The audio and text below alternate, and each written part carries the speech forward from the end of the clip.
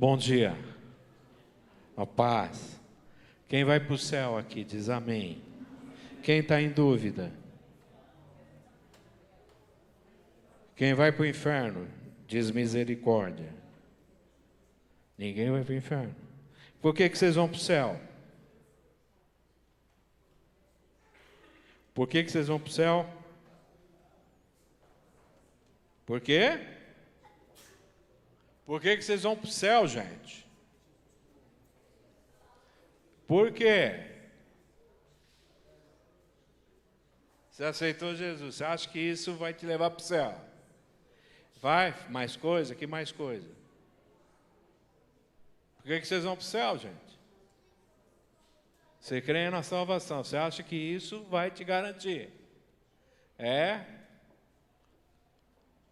O espírita não crê nisso? O católico não crê nisso? O adventista não crê nisso? Por que eu vou para o céu?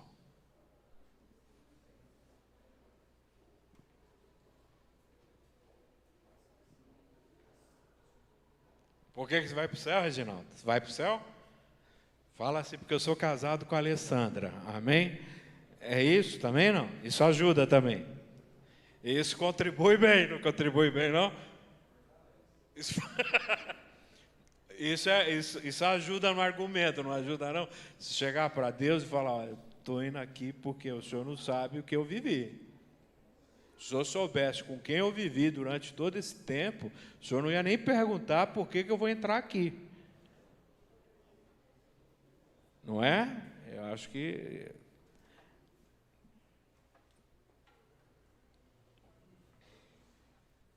Imaginou? Se Deus fala isso para Marli, você foi casada com ele, então pode entrar. Porque ninguém merece, ninguém merece, pode ir direto. Imaginou, gente, se isso acontece? Hein?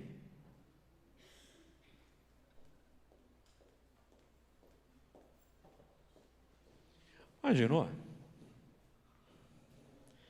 Vamos para Mateus, capítulo 25, 31 em diante. Mateus 25, de 31 em diante. Quando o Filho do Homem vier em sua glória com todos os anjos, ele se assentará em seu trono na glória celestial. Amém? Tá? Está acontecendo algum problema aqui em Silas? Todas as nações serão reunidas diante dele. E ele separará uma das outras, como o pastor separa as ovelhas dos bodes. Colocará as ovelhas à sua direita e os bodes à sua esquerda.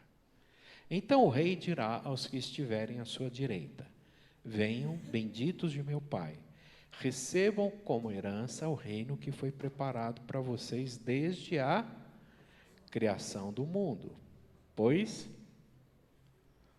eu tive fome e vocês me deram, tive sede e vocês me deram, fui estrangeiro e vocês necessitei de roupas e vocês me vestiram, estive enfermo e vocês cuidaram de mim, estive preso e vocês me visitaram. Então os justos lhe responderão: Senhor, quando te vimos com fome, te demos de comer, ou com sede, te demos de beber? Quando te vimos como estrangeiro e te acolhemos, ou necessitado de roupas e te vestimos? Quando te vimos enfermo ou preso e fomos te visitar? E o rei responderá: digo a verdade, o que vocês fizeram a um dos meus menores irmãos, a mim o fizeram. Então ele dirá aos que estiverem à sua esquerda: malditos, apartem-se de mim para o fogo eterno, preparado para quem? Para o diabo e os seus anjos. O inferno foi feito para quem? Tive fome e não me deram de comer, sede e não me deram de beber. Estrangeiro e não me acolheram. Necessitei de roupas e vocês me vestiram. Estive enfermo e preso e vocês não me visitaram. E eles também responderão: Senhor, quando te vimos com fome, ou com sede, ou estrangeiro, ou necessitado de roupas, ou enfermo, ou preso, e não te ajudamos? E ele responderá: digo a verdade, o que vocês deixaram de fazer a alguns destes mais pequeninos, também a mim deixaram de fazê-lo. E esses irão para o castigo eterno, mas o justo para a vida eterna. Que lado que vocês estão? Quem está à direita vai? Quem é da esquerda? Não, gente, não dá para falar isso, dá medo. Quem é de esquerda vai?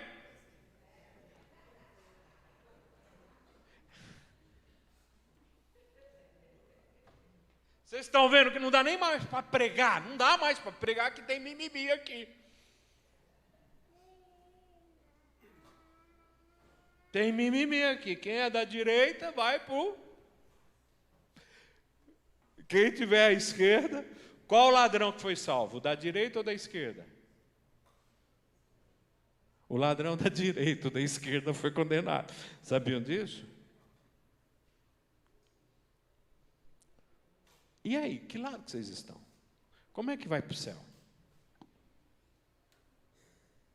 Como é que vai para o céu?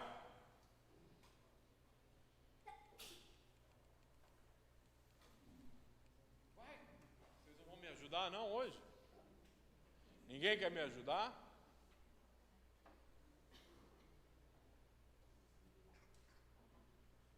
Como é que vai para o céu, gente? Vocês vão estar do lado direito ou do lado esquerdo? Do lado direito? Por que você está do lado direito?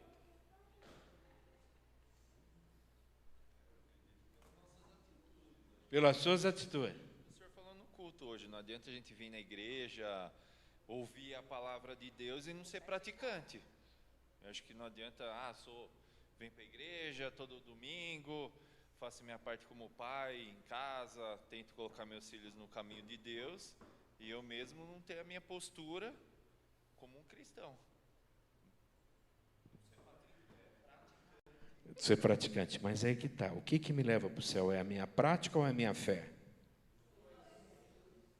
Minha fé ou minha prática? Fé e prática. Como que é isso?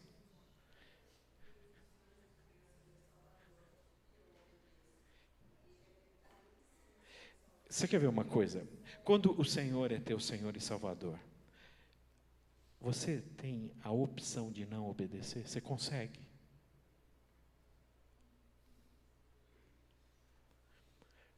Essa japa está na frente de uma escola e vê uma mulher chorando.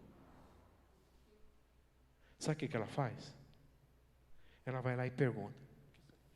É curiosa.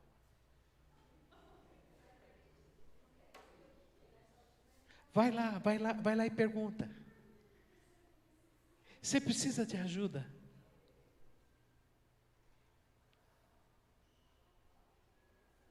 Eu não sei, você sabe o que eu digo que a Memorial é? A Memorial tem uma rua aqui, bem, uma subida, não é?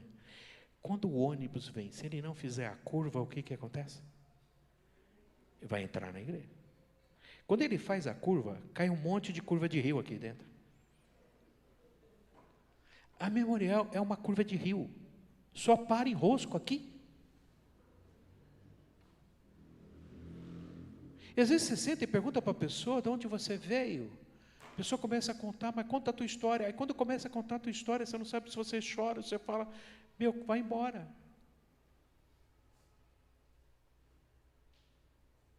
E sabe, a maior parte das pessoas quando chegam aqui, você sabe o que elas dizem para mim?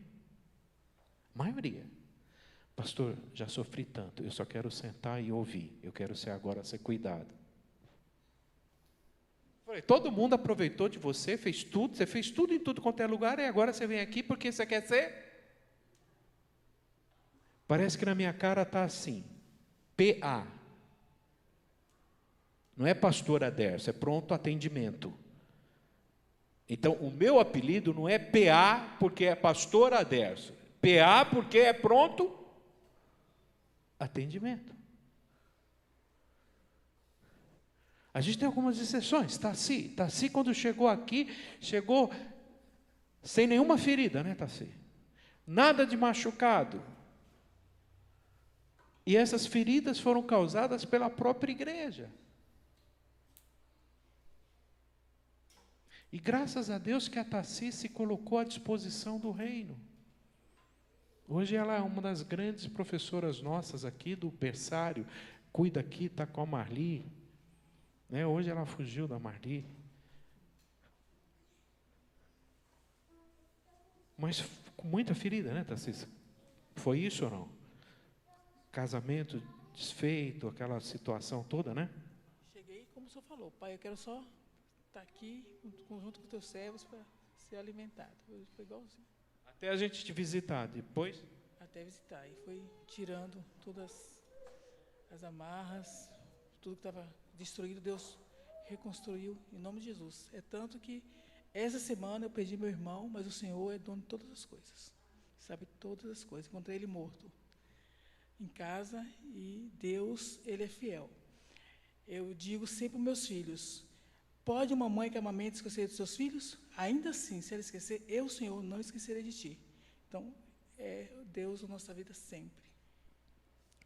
Talvez ela falando assim, vocês vão achar que é um negócio muito simples. Mas foi uma história extremamente agressiva, com ex-esposo, morando na casa de sogra, de humilhação. Vocês não têm noção da história dessa mulher. Vocês não têm noção do quanto de sofrimento e de dor que ela teve. Por que eu vou para o céu? Por quê?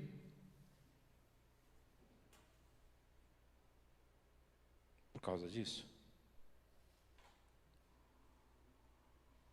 Agora pifou tudo, Silas.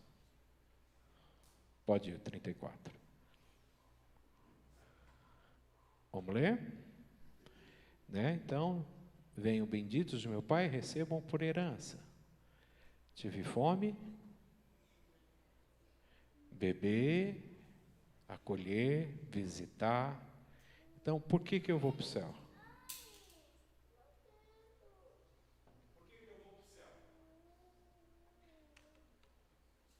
Por quê? Porque vocês acolhem, dão de comida, visitam. É por causa disso que eu vou para o céu?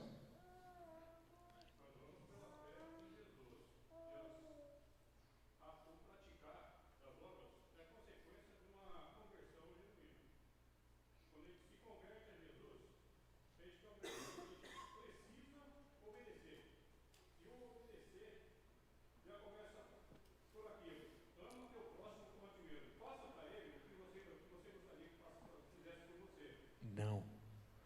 Não faça para ele o que você gostaria que fizesse por você. O que você quer que faça, para você, faça.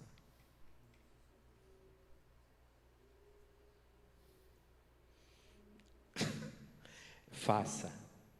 Porque geralmente eu pergunto assim, se você fizer, eu faço. Eu só faço se vale a pena fazer. Mas a gente vai chegar nisso. A gente tem aqui dois pilares bem complicados. Nós temos os nossos irmãos que vieram de uma escola presbiteriana, calvinista, né? E tem o ultracalvinismo que diz que o Senhor nos escolheu para sermos salvos. Nós fomos predestinados a ser salvos, ok? Então, vai acontecer. Um dia a graça do Senhor vai te alcançar e você vai ser salvo. Então, essa é uma base. Estou sendo bem simplório, não é bem isso, mas a base é um pouco isso, né? Né, Marcelo? Agora, eu fui escolhido, eu fui salvo, acabou, estou salvo. Amém?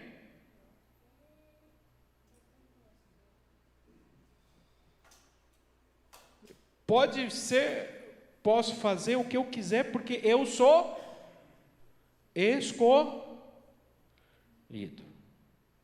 Nós temos os batistas, os arminianos. O que os arminianos, que são as duas escolas de salvação, ensinam?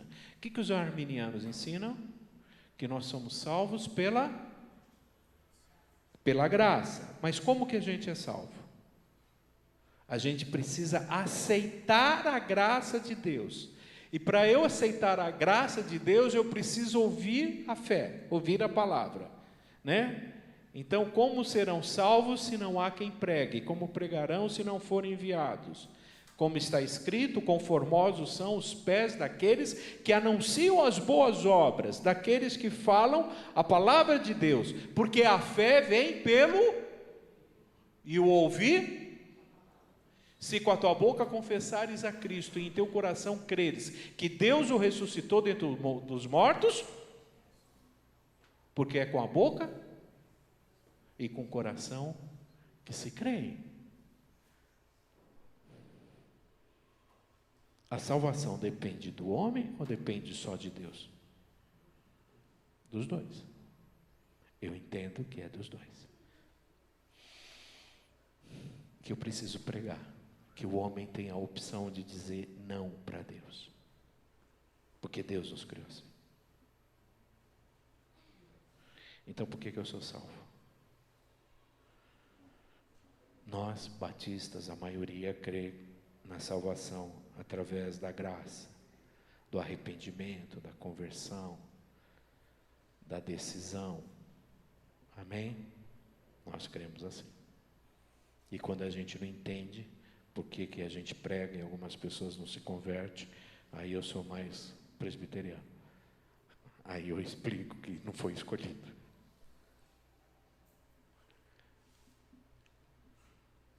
Agora, se eu fizer essas coisas, eu vou ser salvo.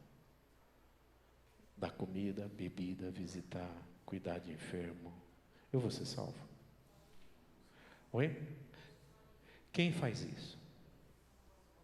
Então, quem faz isso? Quem faz isso? Essa é a base de quase todas as religiões. Os espíritas fazem isso, os católicos fazem isso, tem pastoral. Então, isso é uma salvação através da meritocracia. Eu mereço ser salvo. Eu mereço pelas coisas que eu faço. Eu não mereço ser salvo. Eu não consigo pagar. Agora, quem é do Senhor? Por que faz isso? Olha que lindo esse texto. Eu acho lindo esse texto. Põe o 36 para mim, Silas. O 37, perdão. Os justos perguntaram: Senhor, como que nós fizemos isso?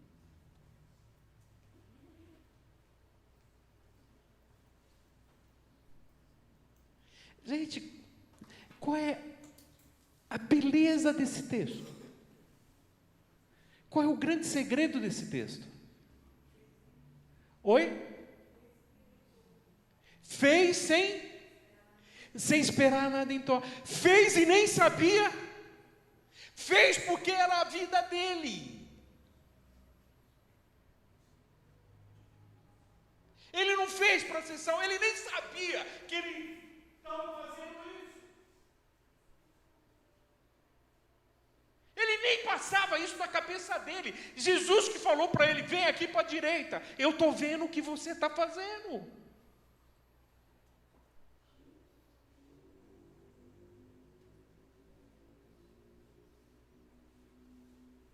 Os justos estão perguntando: quando que a gente fez isso?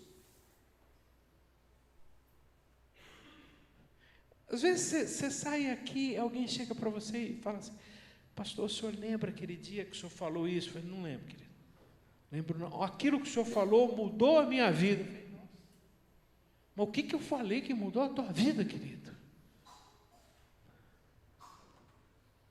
Essa semana mesmo alguém disse isso para mim. O Senhor falou isso para mim, aquilo foi suficiente para mudar meu comportamento.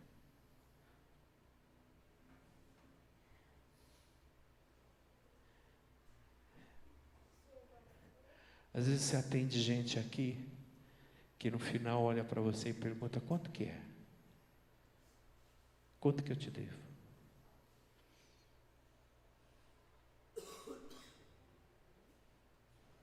Quanto que eu cobro para fazer casamento? Quanto que eu cobro para atender alguém como pastor?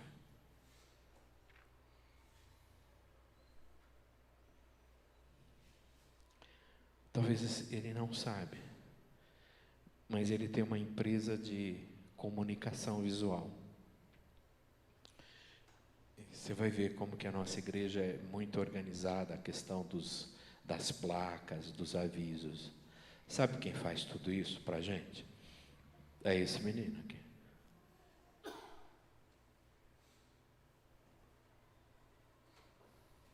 Nunca cobrou. Nunca cobrou R$1.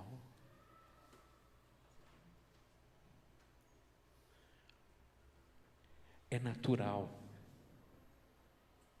Quer ver uma coisa? O senhor, como é que o senhor chama? Wagner. Wagner, o que você faz da vida, Wagner? Nada. Não, desculpa. O que você faz da vida, Wagner? Você vende. Então, você é vendedor. Você é um representante comercial. Na distribuidora. Ok. Então, o que você é? Um vendedor. Isso. Você quer provar para mim que você é vendedor? Por quê? Não precisa. Por que não precisa provar? Acho que não precisa, né? Cara, mas eu não sei não. Você é vendedor mesmo? Sim. Você vai fazer isso tudo para provar para mim que você é vendedor? Não. Por que não? Porque não precisa, não vai mudar em nada. Por que não vai mudar em nada? Bom, eu já não sei. Ele é vendedor. Ele não tenta provar para mim que ele é vendedor. Ele é vendedor. Marcelo, o que você é na vida? Engenheiro, representante comercial de uma empresa, representante técnico. É isso que você faz? Você prova para mim que você é? Você precisa provar para mim? Mas você prova para alguém? Você briga com alguém para falar que você é isso? Não, por que você não briga com ninguém para provar que é? Por quê? No dia a dia, né, pastor? Porque ele é. Eu sou crente. Quando eu falo para os outros que eu sou pastor, sabe que todo mundo olha? Eu sou pastor. Eu não faço isso para ser salvo. Isso é a minha prática. Eu não vou te dar água porque eu sou crente. Eu não vou te dar um prato de comida porque eu sou crente. Ou para ser crente. Eu não vou dar a roupa que você precisa para eu ser salvo. Eu não vou fazer nada disso para ser salvo. E eu tenho certeza que quando eu ligo para algum irmão aqui da igreja e peço: querido, você pode ajudar tal pessoa? Pastor, o que a gente pode fazer?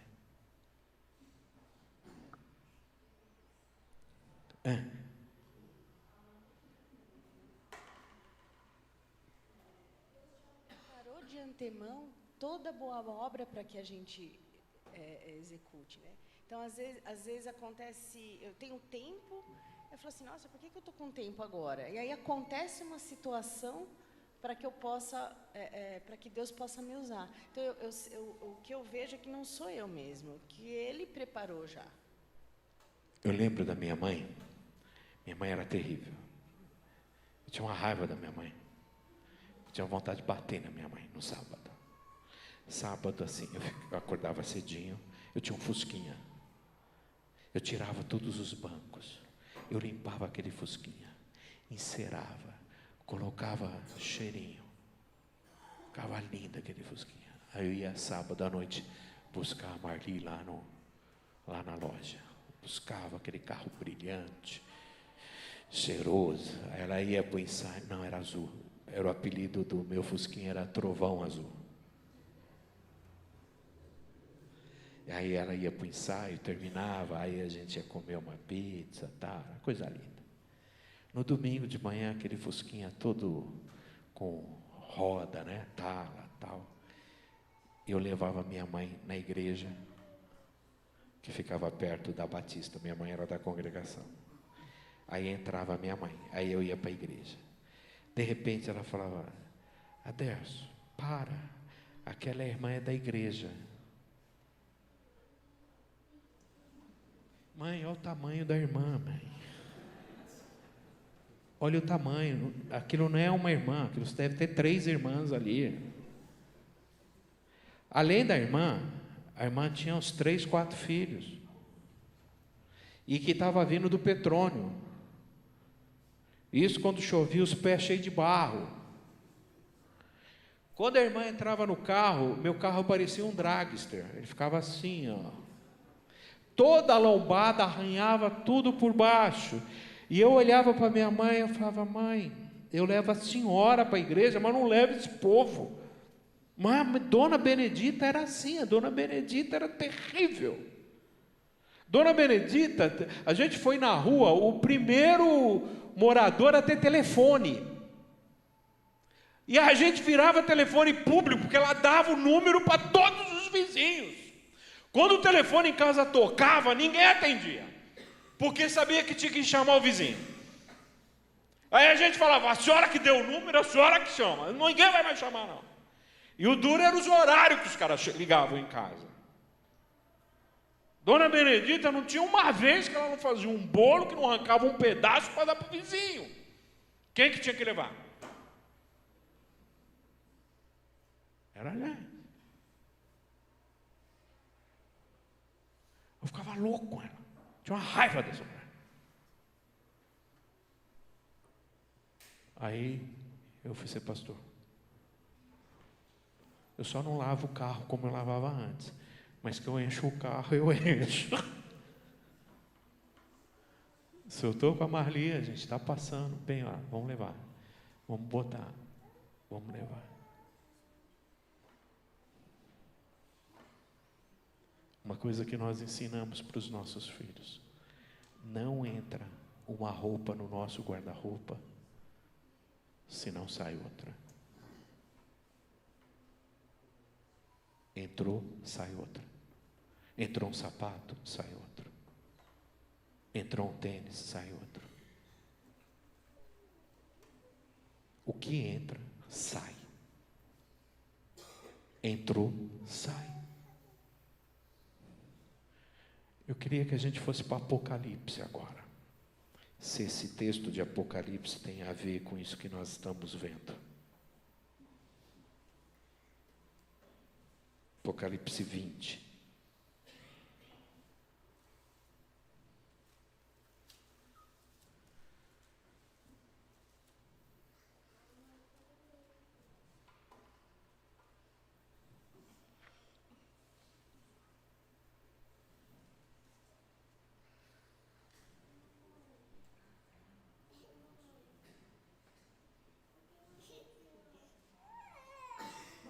Será que tem alguma coisa a ver?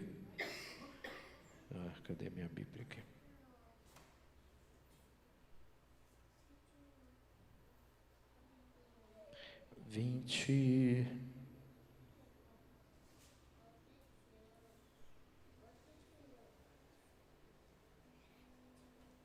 Verso 12. Vamos pegar o 11 em diante, vai. 11. Depois vinha um grande trono branco e aquele que nele estava sentado. A terra e o céu fugiram da sua presença e não se encontrou lugar para eles. Ok? Vi também os mortos, grandes e pequenos, em pé diante do trono, e livros foram abertos. Outro livro foi aberto, que é o livro da vida. Os mortos foram julgados de acordo com o que tinham feito. Os mortos foram julgados o quê? segundo o que estava escrito nos livros. Ok? Como que nós vamos ser julgados? Do jeito que está escrito o 13. O mar entregou os mortos que nele havia, a morte e o Hades entregaram os mortos que nele havia, e cada um foi julgado de acordo.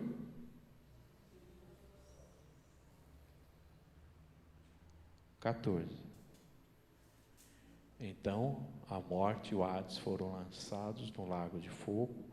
O lago de fogo é a segunda morte. Como que nós vamos ser julgados? Quem lembra de um filme que chamava Inferno em Chamas? Você assistiu?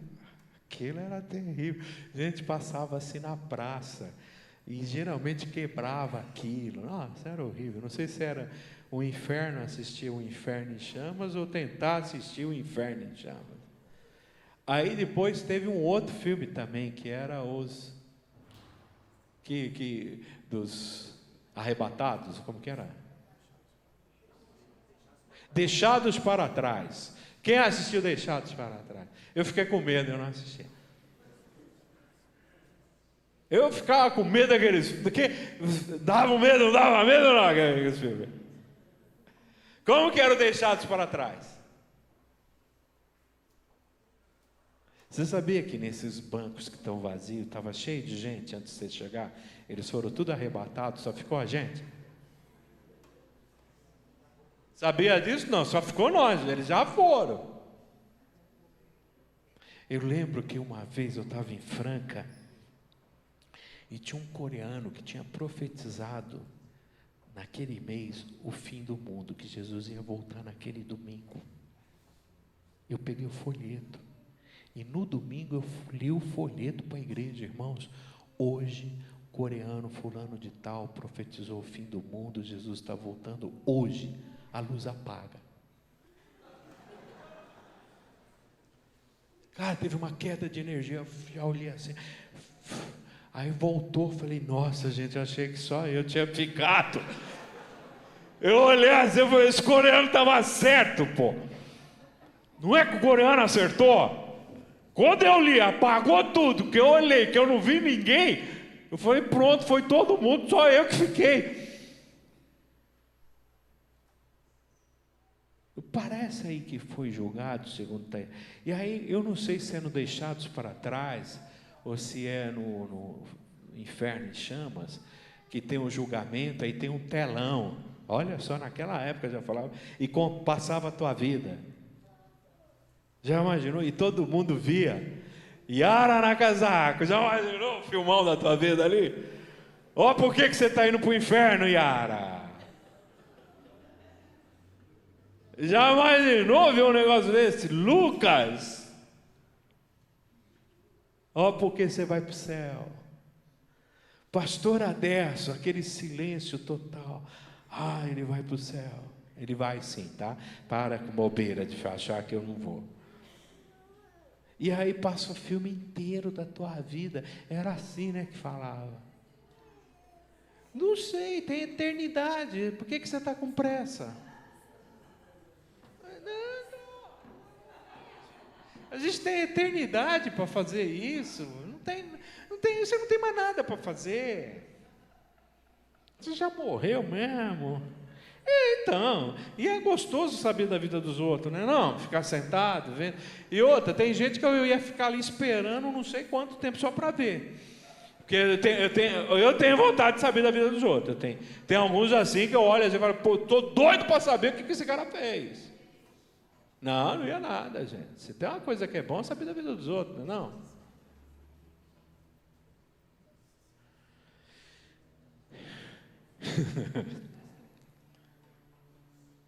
Tu vai saber disso, né? É o que está escrito no livro. Mas o que está escrito no livro vai decidir se eu vou para o céu ou vou para o inferno. Vamos para 1 Coríntios 3.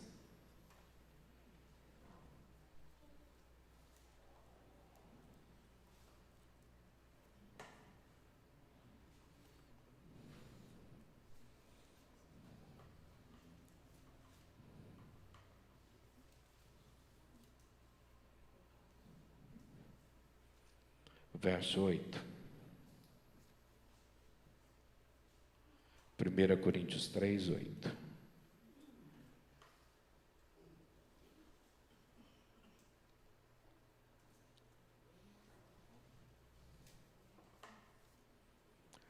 Numa outra versão, uma versão mais de crente, mais perto, está escrito galardão, não está? Na tua Bíblia?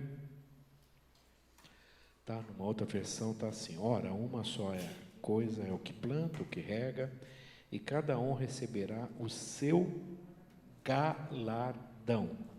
Eles colocaram recompensa, tá? Como uma tradução, sim, de galardão, mas que parece que galardão é um nome, né? Não é só uma palavra.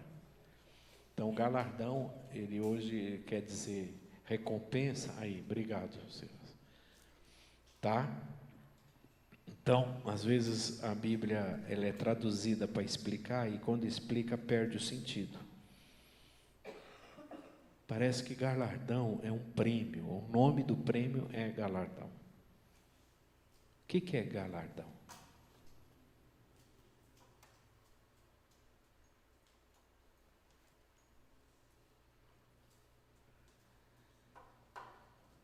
O que é galardão?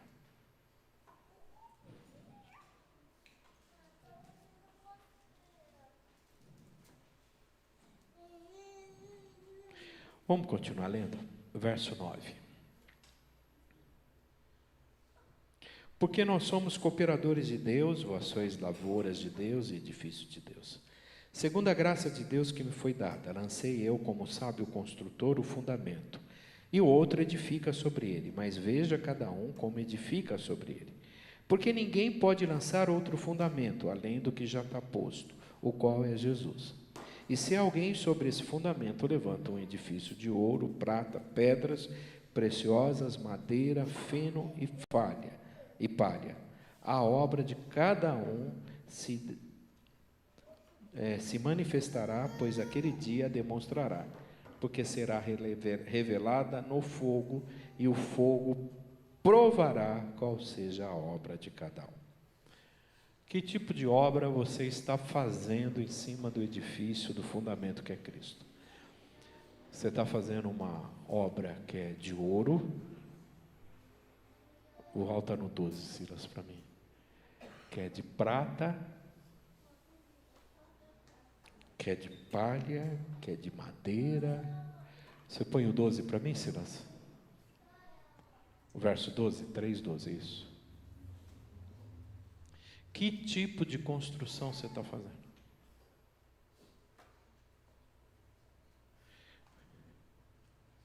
O que a gente poderia dizer que seria essas construções? O que é construir um edifício de ouro? O que é construir um edifício de prata? O que seria construir um edifício de pedras preciosas? O que é fazer alguma coisa de madeira, de feno, de palha? O que vocês acham?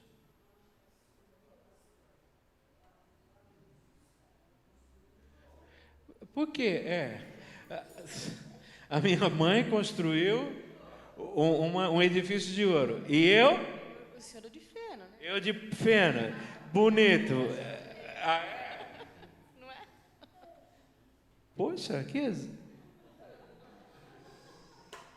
eu fiquei decepcionado com você. Você guardou isso no teu coração.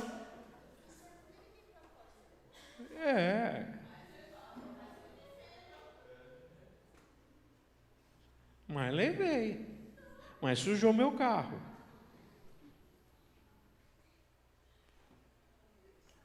O que é um edifício de madeira, de feno, de palha? Vocês já ouviram aquela história de um pedreiro que durante 25 anos construiu casas e sempre fez casas maravilhosas? Ele se aposentou, ele construiu a última casa. E a última casa que ele construiu, ele deixou as paredes tortas, não colocou material de qualidade. E quando ele se aposenta, o dono da empresa chega para ele e diz: essa casa é sua. Tua chave. Eu quero te presentear com a última casa que você está construindo. É uma ilustração. Eu tenho vivido muito isso aqui. Que quando a pessoa quer sair, ela faz esse tipo de casa.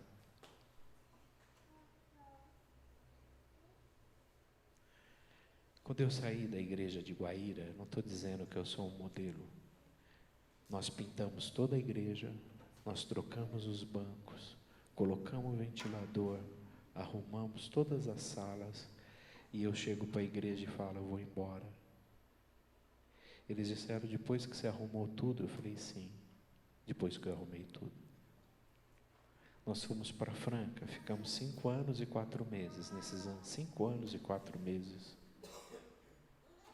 que nós ficamos em Franca, nós construímos uma casa pastoral, deixamos uma igreja autossustentável, pintamos toda a igreja, trocamos toda a fiação, arrumamos as salas das crianças.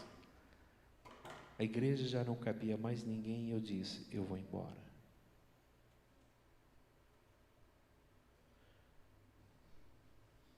Outro dia eu falei para a Marli: olha, já tem as 6 casas, que já dá para fazer um novo templo. Nós arrumamos o templo, o equipamento de som, está tudo pronto. A gente já está há 28 anos, quem sabe já não está na hora da gente ir embora.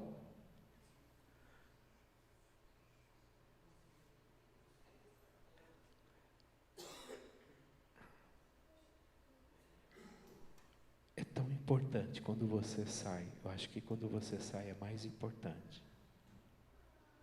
do que quando você entra.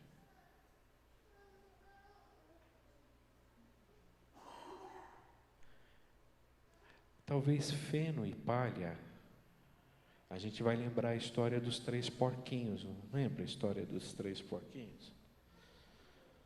O primeiro porquinho fez uma casa como? Não, fez de madeira, né? de palha, não foi isso? E aí o lobo veio e soprou, e a casa caiu, e aquele porquinho foi. O segundo porquinho fez uma casa de madeira, e veio o lobo, soprou e derrubou. E o terceiro porquinho fez uma casa de alvenaria. O primeiro porquinho fez a casa porque era porquinho.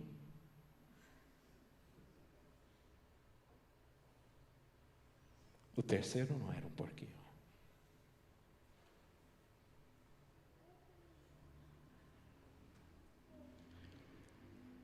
Então, eu não sei se, quando eu falo isso, se eu estou atacando, se eu não estou atacando, se eu estou orientando. Né? Porque às vezes parece que você está jogando indireta. Não. Estou dizendo o que a Bíblia diz. Palha e feno são coisas assim que você acha em qualquer lugar. Você está oferecendo qualquer coisa, você está construindo qualquer coisa. É palha. A gente tinha um negócio no seminário, né, que quando a pessoa pregava, era aquele sermão sem pé, sem cabeça, ou então ia dar aula, você via assim, o professor ia dar aula, ele preparava a aula assim na perna, a gente falava que aquilo era palha, aquilo é palha. E você sabe o que Moisés, que Deus disse para Moisés: não deis palha para o povo. Pode dar palha. Feno. Já viram feno ou não? Feno e palha é bem parecido, né? Madeira já é um pouquinho melhor, já exige um pouquinho mais. Só que pedras preciosas, prata e ouro, com vento, com fogo, não se consome. Então, alguns acham que galardão é que cada um de nós vamos receber uma coroa. E nessa coroa a gente vai ter umas pedras. Tem gente que vai ter muita pedra. Tem gente que vai ter meia pedra. O que é mais importante é receber a coroa. A quantidade de pedra não importa. O importante é você receber o quê? A coroa. Porque se você recebeu a coroa, você já está o quê? Você está salvo. O mais importante é receber a coroa. Agora, as pedras vêm do coração de cada um, né? A gente sempre diz assim, todo mundo que se forma igual. Quer ver, Marcelo, hoje você é engenheiro, você vive da tua profissão, você conseguiu êxito, você teve amigos seus que estudaram com você. Hoje essas pessoas têm o mesmo êxito que você teve? Tá, quem teve mais estudou mais do que você? Com certeza. Se esforçou muito. Quem estudou menos? Só que todo mundo recebeu o mesmo conteúdo na faculdade? Todo mundo pagou a mesma mensalidade? Alguns teve bolsa, mas assim, de forma geral eles pagaram. Alguém me disse que faculdade é como se fosse um carrinho de supermercado. É um carrinho de supermercado. E você vai passando nos corredores e você vai pegando o quê? Tudo o que você precisa. Você passou pelo caixa, acabou, você não vai mais voltar no supermercado. Você teve 4 anos para fazer compra, para ir de corredor em corredor e pegar o que você precisava. Agora você passou pelo caixa, você não volta mais. Eu tenho saudade da minha época de faculdade teológica, de faculdade de psicologia, de faculdade de história, porque hoje eu tenho um monte de pergunta que eu tinha que ter feito, hoje eu tenho um monte de livro que eu precisava ter lido, eu tinha um monte de coisas que eu tinha que ter feito, porque eu tinha um professor na época e eu não me aproveitei desse professor, e eu paguei. A vida cristã é assim. Você sabe que na hora que a gente estiver morrendo, o que a gente vai dizer? Poxa, eu poderia ter falado mais de Jesus.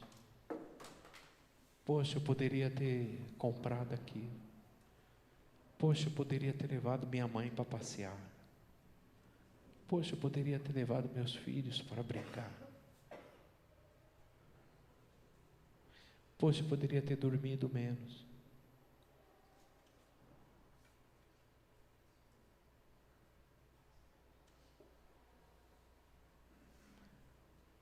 Mas aí foi.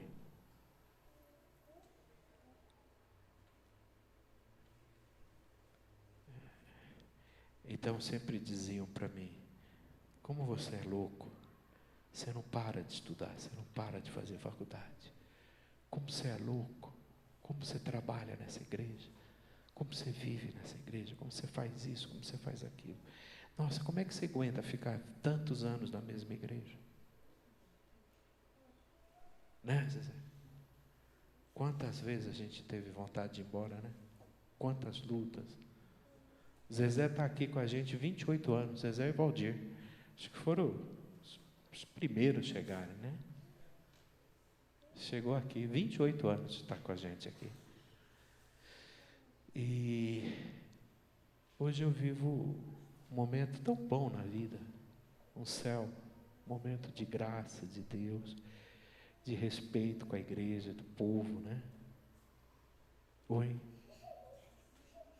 Então vai fazer almoço para a gente. Isso. Então, tudo isso aí que a gente viveu, que a gente experimentou, tudo. Como é bom colher isso.